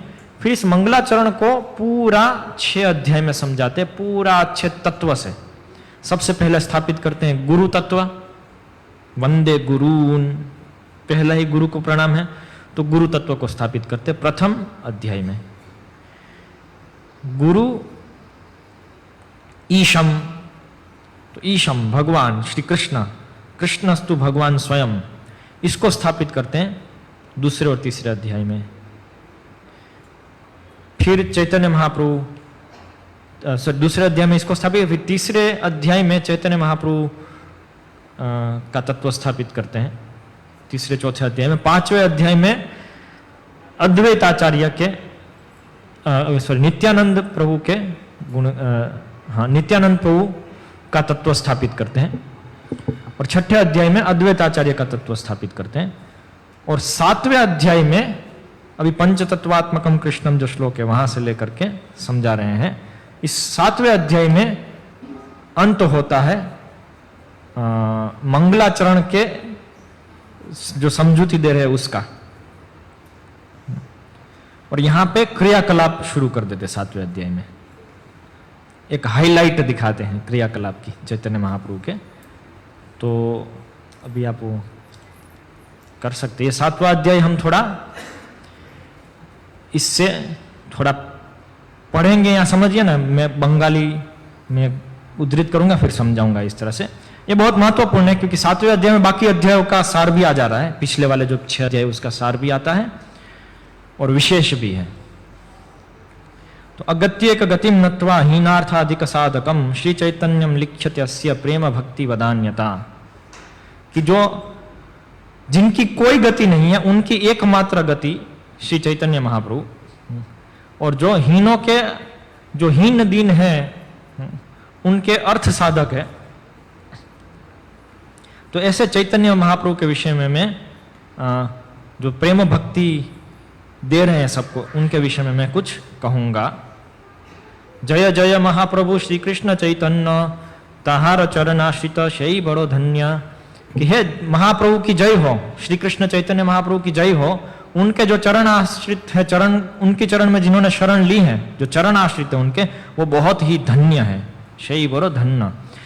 पूर्वे गुरुवादी छई तत्ते कोइलो नमस्कार, गुरु तत्व कोही आछी एवे पाचेर विचार, कि पहले 6 अध्यायों में मैंने गुरु से शुरू करके सभी गुरु से शुरू होने वाले जो 6 तत्व हैं उनके बारे में मैं उनको नमस्कार किया था। तो गुरु तत्व कह दिया उसमें से, गुरु तत्व कोही आछी। अभी 5 और जो तत्व है उसका विचार करते हैं, उसके ऊपर व्याख्या करते हैं। कि शुरू जो पहला श्लोक था वो क्या था? वंदे गुरुन ईश भक्तान ईशान ईशावतारकम तत्प्रकाशम तत्शक्ति कृष्ण चैतन्य संज्ञकम। तो जो 6 तत्व थे उसमें से गुरु तत्व बता दिया। अभी बाकी 5 के ऊपर विचार करते हैं। पंच तत्व अवतीर्ण चैतन्य रसंगे, पंच तत्व लैया करें संकीर्तन रंगे, कि 5 तत्व अवतीर्ण हुए हैं चैतन्य महाप्रभु के साथ। चैतन्य महाप्रभु 5 तत्वों को साथ में लेकर के अवतीर्ण हुए, और 5 तत्वों को लेकर के चैतन्य महाप्रभु संकीर्तन के रंग में रंग गए हैं। मतलब संकीर्तन प्रचार करते हैं, उसी की क्रियाएं करते हैं। रंग का अर्थ यहाँ पे बंगला में क्रिया भी होता है, कोई उपाय या क्रिया ऐसे, तो उसमें लगे हैं, संपन्न कर रहे हैं इस कार्य को, संकीर्तन को, ये 5 तत्वों को लेकर के। पंच तत्व अवतीर्ण चैतन्य रसंगे, पंच तत्व लैया करें संकीर्तन रंगे, पंच तत्व एक वस्तु नाही किछु भेद, रसयाशा दिते तबु विविध विभेद। तो पंच तत्व एक ही वस्तु है, उसमें कोई भेद नहीं है, सब एक ही है पंच तत्व, लेकिन एक नहीं है, भेद है। वो भेद क्या है? वो भेद रस आस्वादन के लिए अलग अलग भेद है। क्योंकि चैतन्य महाप्रभु को भगवान श्री कृष्ण रस आस्वादन के लिए आए हैं ना, भक्त कैसे रस ग्रहण करते हैं, तो उसमें बाकी सब तत्वों का भाव लेना पड़ेगा। तो जब वो श्रीमती राधा रानी का भाव लेकर के आते हैं तो वे हैं चैतन्य महाप्रभु। फिर बलराम जी का वो कैसे सेवा करते हैं, उससे क्या रस उत्पन्न होता है, वो नित्यानंद प्रभु की तरह। और फिर अद्वैताचार्य की तरह आते हैं महाविष्णु भाव। तो इस प्रकार से, और गदाधर पंडित की तरह आते हैं। और सभी भक्त किस प्रकार से रस लेते हैं उसके लिए श्रीवास आचार्य की तरह आते हैं। तो यहां पे फिर आगे बताते, इसमें हम थोड़ा विस्तार में जाएंगे पिछले अध्यायों से सार लेकर के। पंचतत्वात्मकम कृष्णम भक्त रूप स्वरूपकम भक्तावतारम भक्ताख्यम नमामि भक्त शक्तिकम। तो ये श्लोक है जिसमें पांचों का स्वरूप बताया कि पंचतत्वात्मकम कृष्णम, जो कृष्ण है वो पंचतत्वात्मक है। तो पांच तत्व क्या क्या है? भक्त रूप, भक्त स्वरूप, भक्त अवतार, भक्त और भक्त शक्ति। भक्त रूप चैतन्य महाप्रभु, भक्त स्वरूप नित्यानंद प्रभु, भक्त अवतार अद्वैताचार्य, भक्त शिवास आदि भक्त वृंद और भक्त शक्ति गदाधर पंडित। तो ये तत्व क्या है उस विषय में हम थोड़ी पिछले अध्यायों से चर्चा करेंगे। इसके बाद वाला श्लोक है स्वयं भगवान श्री कृष्ण एकले, स्वयं भगवान कृष्ण एकले ईश्वर अद्वितीय नंदात्मज रसिक शेखर। स्वयं भगवान जो है कृष्ण है, वही अकेले ईश्वर है और वो नंद के आत्मज है यानी कि पुत्र है और रसिक शेखर है, जिसके बारे में हमने बात की। और बाकी सब जो है राशादि विलासी ब्रज ललना नागर आर जतो शब देखो तार परिकर। तो ये जो भगवान श्री कृष्ण जो रसिक शेखर है वो उनका काम क्या है? रास आदि विलास करना ब्रज ललनाओं के साथ। बाकी सब जिसको आप देखते हो वो सब उन्हीं के परिकर है, भगवान श्री कृष्ण के। तो यहां पे पूरा फिर वर्णन जो पिछले श्लोकों में आया है, पिछले अध्याय में, वो ये है कि भगवान श्री कृष्ण अकेले ही सबसे ऊपर हैं, वहीं ईश्वर हैं, परम ईश्वर। बाकी किसी को भी आप देखो वो सब उनके सेवक है किसी न किसी प्रकार से। तो सेवक अलग अलग प्रकार के हैं। एक प्रकार के सेवक उनकी अंतरंगा शक्ति बहिरंगा शक्ति है, उनकी सेवक है शक्ति तत्व। दूसरे प्रकार के सेवक है जो जीव तत्व है, तटस्था शक्ति। तीसरे प्रकार के सेवक है वो उनके अपने जो विस्तार हैं वो सब उनके सेवक है। और एक प्रकार के सेवक इन विस्तारों में वो है गर्भोदकशायी विष्णु, क्षीरोदकशायी विष्णु, कारणोदकशायी विष्णु, ये सब। तो ये सब लोग भगवान की सेवा करते। ये स्थापित हुआ 6ठे अध्याय में, विस्तार से इसकी चर्चा हुई है कि बलराम स्वयं भगवान श्री कृष्ण ही है, कोई भेद नहीं है दोनों में। लेकिन बलराम अपने आप को श्री कृष्ण के सेवक मानते हैं, नारायण अपने आप को श्री कृष्ण के सेवक मानते हैं, महाविष्णु अपने आप को श्री कृष्ण के सेवक मानते हैं। भगवान के जो भी विस्तार है वो अपने आप को भगवान श्री कृष्ण के सेवक मानते हैं। भोक्ता तो केवल एक भगवान श्री कृष्ण ही है, बाकी सब अपने आप को सेवक मानते हैं। इस प्रकार से सेवक भगवान और सेव्य भगवान ये दो विभाग हो गए। सेव्य भगवान केवल श्री कृष्ण है, बलराम इत्यादि जो भी सब हैं वो सेवक भगवान है। वो खुद अपने स्तर पे अपने नीचे वालों से सेवा लेंगे, वो ठीक है, लेकिन अंततः वो भगवान की ही सेवा करते हैं, कृष्ण की ही सेवा करते हैं। उस तरह से वो सेवक भगवान है। और एकले ईश्वर कृष्ण आर शब भृत्य, आर जो तो सब देखो तार परिकर। तो इस तरह से है। तो ये भगवान की ही कैटेगरी जो विष्णु तत्व है उसी वर्ण में, उसी में विष्णु तत्व में ही एकमात्र कृष्ण ईश्वर है और बाकी सब उनके सेवक हैं। ये विष्णु तत्व की बात हुई। शक्ति तत्व तो अपने आप से सभी विष्णु तत्व की सेवक है और जीव तत्व भी सभी विष्णु तत्व के सेवक है। तो यहां पे जो 5 तत्व बताए, भक्त रूप, भक्त स्वरूप, भक्त अवतार और भक्त शक्ति और भक्त, ये जो 5 तत्व है उसमें से जो पहले 3 है वो विष्णु तत्व है। फिर शक्ति तत्व गदाधर पंडित और भक्त तत्व शिवास आदि भक्तवृंद। तो जो पहले 3 है अद्वैताचार्य, नित्यानंद प्रभु और चैतन्य महाप्रभु, ये 3 बाकी सबके द्वारा सेव्य है। तो ऐसा नहीं कह सकते कि ये लोग सेव्य नहीं है, ये तीनों सेव्य है भगवान की तरह ही सबके लिए। और बाकी जो 2 है वो सेवक है। तो ये आगे अभी आएगा। तो आगे बढ़ते इसमें श्री कृष्ण अवतीर्ण श्री कृष्ण चैतन्य श्री परिकर गण संगे शब्दन्न। तो बाकी सब परिकर है। तो कृष्ण अवतीर्ण हुए वो श्री कृष्ण चैतन्य है। कृष्ण स्वयं जो अवतीर्ण होते हैं यहां पे, श्रीमती राधा रानी का भाव और द्युति यानी कि अंग कांति लेकर के, अंग का रंग लेकर के, तो वो है श्री कृष्ण चैतन्य महाप्रभु, जिनको भक्त रूप बताया। और शेई परिकर गण संज्ञ शब्द, और उनके साथ जो भी सब परिकर गण आ रहे हैं वो सब धन्य हैं। मतलब ये सब और चार जो आए, एकले ईश्वर तत्व चैतन्य ईश्वर भक्त भावमय तार शुद्ध कलेवर। एकले ईश्वर तत्व, ईश्वर तत्व केवल एक ही है, वो चैतन्य। इन पांच में से जो ईश्वर तत्व है वो चैतन्य है। और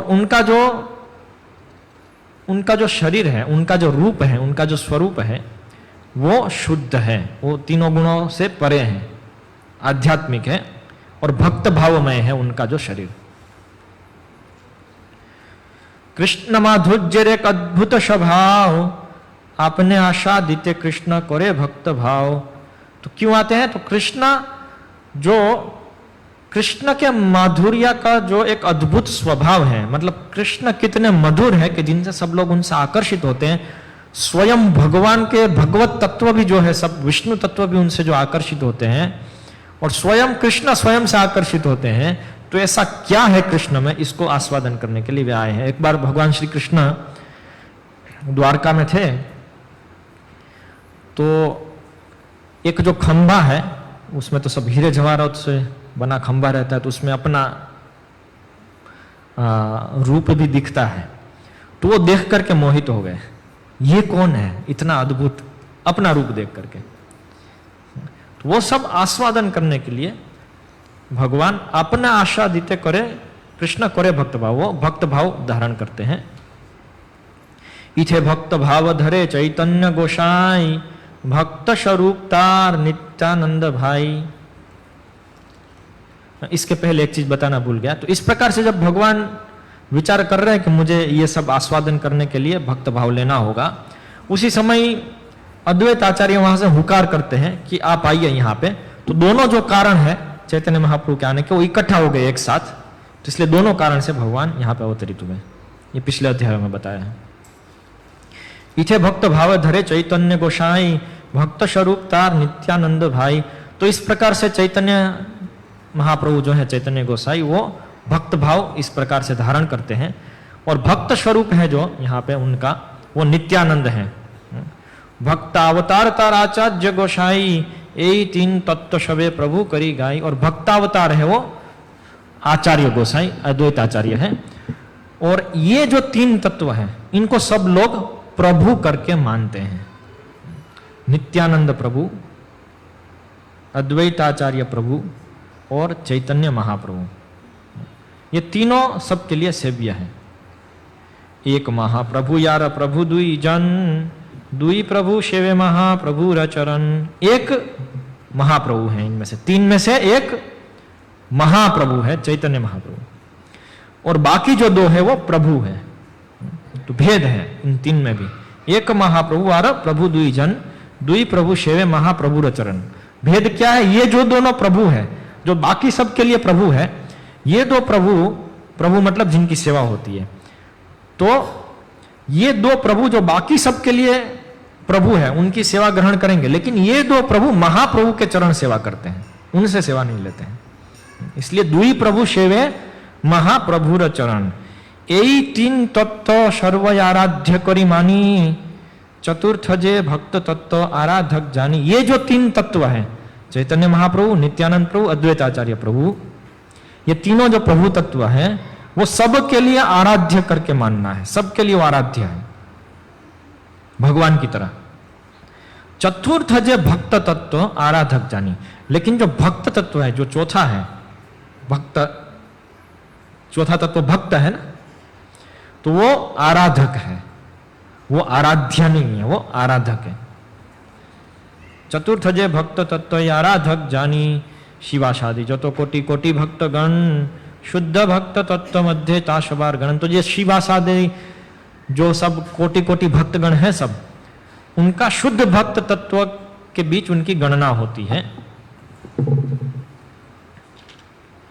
गदाधर पंडित आदि प्रभुर शक्ति अवतार, अंतरंग भक्त करी गणना जहार। और गदाधर पंडित आदि जो है सब वो शक्ति तत्व में आते हैं, प्रभु के शक्ति अवतार हैं, और उनको अंतरंग भक्त के रूप में उनकी गणना होती है।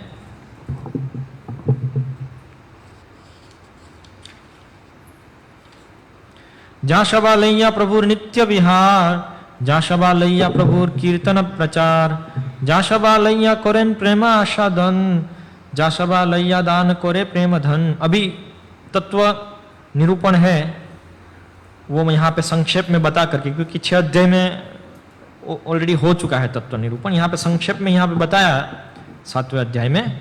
और अभी वो लोग क्या करते इसकी हाईलाइट दे रहे हैं यहाँ पे कि जा शबा लैया प्रभु नित्य विहार, जिन सब को लेकर के हमेशा प्रभु का विहार है, हमेशा प्रभु इन सब को लेकर के घूमते हैं। चैतन्य महाप्रभु, यहाँ पे भी जो प्रभु शब्द सामान्य रूप से जहां पे उपयोग होता है चैतन्य चरितामृत में, वो चैतन्य महाप्रभु के लिए उपयोग होता है। तो इन सब को लेकर के चैतन्य महाप्रभु घूमते रहते हैं। जहां शबा लैया प्रभु कीर्तन प्रचार, और इन सब को लेकर के प्रभु कीर्तन प्रचार करते हैं। जहां शबा लैया कौरन प्रेम आस्वादन, इन सब को लेकर के महाप्रभु स्वयं प्रेम का आस्वादन करते हैं। जिस चीज के लिए आए, 2 चीज के लिए आए थे, कीर्तन प्रचार के लिए और भक्ति, शुद्ध भक्ति प्रेम जो है कृष्ण प्रेम, उसका स्वयं आस्वादन करने के लिए आए थे। तो इन सभी तत्वों को लेकर के स्वयं भी प्रेम का आस्वादन करते हैं और कीर्तन प्रचार भी करते हैं। जा शबा लैया दान करे प्रेम धन, इन सब को लेकर के प्रेम धन भी दान करते हैं सबको। शेई पंच तत्व मिली पृथ्वी आशिया, पूर्व प्रेम भंडारे मुद्रा उघाड़िया, 5 मिली लुटी प्रेम करे आशादन, जतो जतो पिए तृष्णा बाड़े अनुखण। तो शेई पंच तत्व, ये 5 तत्व मिल करके पृथ्वी पे आ गए, और आकर के जो पूर्व प्रेम भंडार, मतलब जो अपूर्व प्रेम है, पुराना मतलब जो आध्यात्मिक जगत का है, हमेशा से नित्य प्रेम है कृष्ण प्रेम। तो वो प्रेम का जो भंडार है, वो भंडार का मुद्रा मतलब द्वार, उसका द्वार उघाड़िया, गुजराती में उघाड़ी नहीं, खोल दिया उसका द्वार,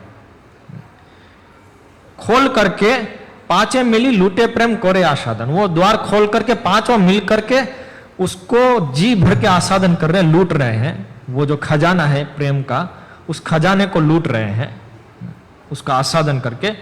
और जितना जितना वो लूटते हैं, जतो जतो पिए तृष्णा बाड़े अनुखर, जितना जितना वो प्रेम का आस्वादन करते, उसको खजाने को पीते हैं, उतनी उनकी जो प्यास है इस खजाने को पीने की वो और बढ़ती है। पुनः पुनः पियाइया होय महामत्त, नाचे कांदे हाशे गाय जईशे मदमत्त।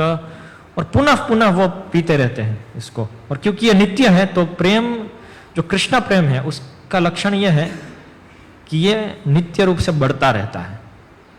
इसमें आनंदाम बुद्धि वर्धनम, आनंद हमेशा बढ़ता रहता है, ये जो आध्यात्मिक अवस्था है उसमें।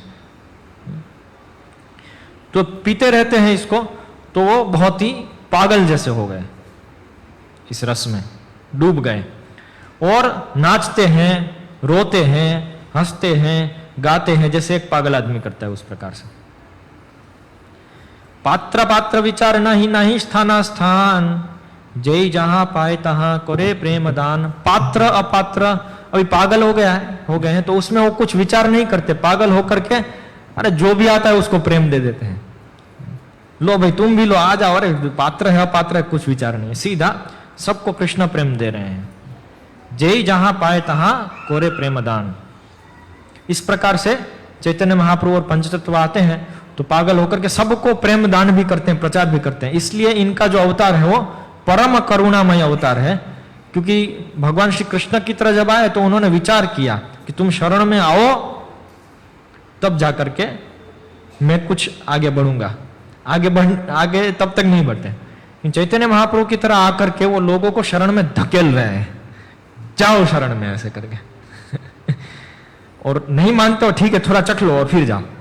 वो करते हैं ना कभी, सैंपल दे करके, चलो ये सैंपल लो, अभी आ जाओ, अभी ठीक है ना, ऐसा करके सैंपल दे के बुलाते। ऐसा ही होता है ना, हम संकीर्तन में जाते हैं, लोग सैंपल थोड़ा लेकर के आते हैं, तो इसलिए थोड़ा प्रचलित भी है कि पहले बुलाते हैं, पेड़ा भी खिलाते हैं और संकीर्तन भी कराते हैं, और बाद में धीरे धीरे वो लोग समर्पण कर देते तो घिसते भी हैं।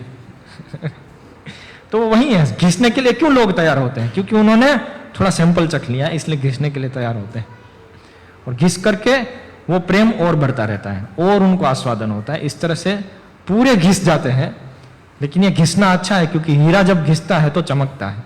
हम सब आत्मा हीरा ही है, लेकिन भौतिक कलमश ऊपर चढ़ गया है तो उसको घिसना पड़ेगा, तो वापस उसकी जो चमक है वो आ जाती है। लुटिया खाइया दिया भांडार उजाड़े, आश्चर्य भांडार प्रेम शतो गुण बाड़े। तो लूट लिया, भंडार को खाली कर दिया, उजाड़ दिया, सब कुछ खत्म हो गया, लेकिन कुछ भी खत्म नहीं हुआ। जितना था उसका 100 गुना हो गया भंडार में। ये विशेषता है प्रेम धन की। सामान्य धन को आप लूटेंगे तो समाप्त हो जाता है। इस धन को लूटा तो 100 गुना और बढ़ गया। ये बांटने से बढ़ता है, लूटने से बढ़ता है। ऐसा है कृष्ण प्रेम धन। उछली लो प्रेम वन्या चौदी के भेड़ाए, श्री वृद्ध बालक जुआ सवारे डुबाए। तो इतना बढ़ गया, इतना बढ़ गया कि इसकी बाढ़ आ गई। प्रेम वन्या, प्रेम की बाढ़ आ गई और चारों दिशा में फैलने लगी। और इस बाढ़ में सब लोग डूबने लगे। स्त्री हो, वृद्ध हो, बालक हो, युवा हो, सब लोग इसमें डूबने लगे। सब लोग कृष्ण नाम करने लगे, सब लोग भक्ति में आने लगे। सज्जन दुर्जन पंगु जड़यंत गण, प्रेम वन्य डुबाई लो जगते रजन।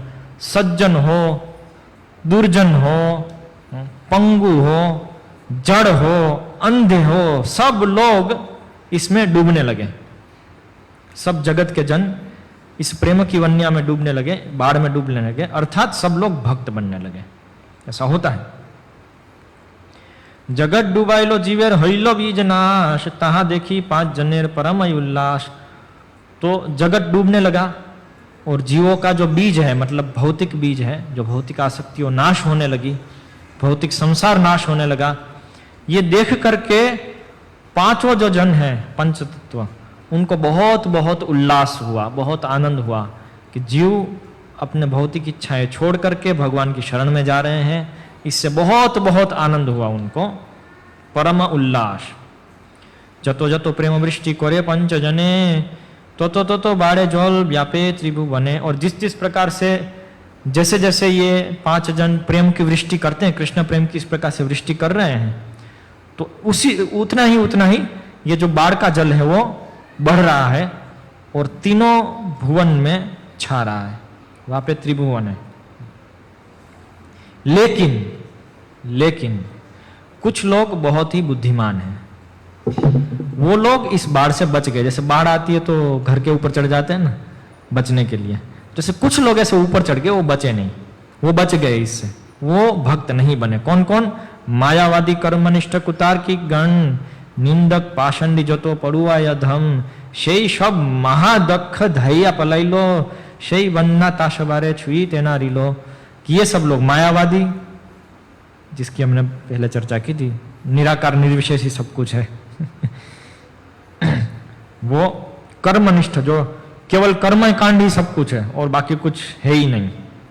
कुतार्किक गण, जो केवल तर्क को परम मानते हैं, ऐसे कुतार्किक गण जो भगवान को नहीं स्वीकार करते हैं।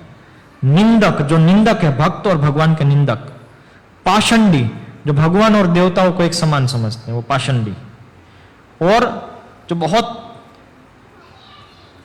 अलग अलग चीजें अननेसेसरी, व्यर्थ ही पढ़ने वाले जो हैं, बहुत बोलते हैं किताबी कीड़े, जो प्रैक्टिकल नहीं है, ऐसे पूरे किताबी कीड़े हैं और उसी में वो डूबे रहते हैं। ये सब लोग बहुत ही दक्ष थे, क्योंकि चैतन्य महाप्रभु ने तो पूरा सब जगह प्रेम फैलाया, तो सब लोग भक्त बन रहे, लेकिन ये लोग नहीं बने। वो भाग गए, धाइया पलाई लो, भाग के वो लोग भाग गए। सही सब महादक्ष, बहुत दक्ष थे, वो लोग भाग गए और ये बाढ़ उनको नहीं डुबा पाई। तो चैतन्य महाप्रभु, तहा देखी महाप्रभु करे न चिंतन, जगत डुबाइते आमी कोरिलु जतन। केहो एड़ाइलो प्रतिज्ञा हईलो भंग, ताशबा डुबाइते पाती वो किछु रंग। तो वो देख करके तहा देखी महाप्रभु करे न चिंतन, महाप्रभु चिंतन कर रहे हैं कि जगत डुबाई थे आमी कोरिलू जतन। मैं यहां पे आया हूं जगत को कृष्ण प्रेम में डुबाने के लिए, इसके लिए मैं प्रयास कर रहा हूं। लेकिन कुछ कुछ लोग भाग गए, केहो एड़ाई लो, कुछ कुछ लोग भाग गए, मेरी प्रतिज्ञा भंग हो गई, प्रतिज्ञा हईलो भंग, ये तो भंग हो जाएगी मेरी प्रतिज्ञा, इसलिए ता सबा डुबाए पाती वो किशोरंग। इन सबको डुबाने के लिए कुछ करना पड़ेगा, कुछ तरकीब लगानी पड़ेगी। अभी वो क्या तरकीब लगाई वो हम कल देखेंगे, ठीक है। चैतन्य महाप्रभु तरकीब लगाते हैं और धीरे धीरे सबको डुबाते हैं, तो वो हम कल देखेंगे, आज समय हो गया है। श्री चैतन्य चरितामृत की जय, श्री चैतन्य महाप्रभु आविर्भाव तिथि महोत्सव की जय, श्री गौर पूर्णिमा महोत्सव की जय, श्रील प्रभुपाद की जय।